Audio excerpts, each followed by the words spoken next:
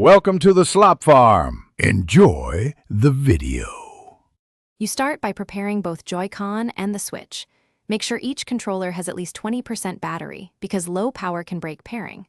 Once ready, press the small rail release on the back and slide each Joy-Con down and off the console.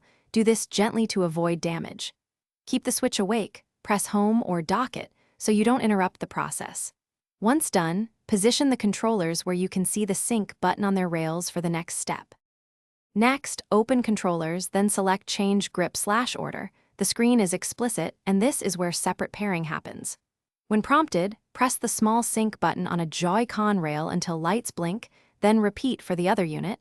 You will see blinking LEDs that indicate pairing progress. Make sure you press each controller only when the Switch asks, because simultaneous presses can confuse assignment. Once paired, the display assigns player numbers and orientation. Confirm left versus right so games read them correct. To finish, calibrate the sticks and buttons in system settings under controllers and sensors, because calibration prevents drift during play. Do this for each Joy-Con individually. Once calibrated, test them in a simple game or the controller test screen to confirm buttons and motion are correct. If something goes wrong, resync by holding the sync button for about 15 seconds and redoing Change Grip/Order.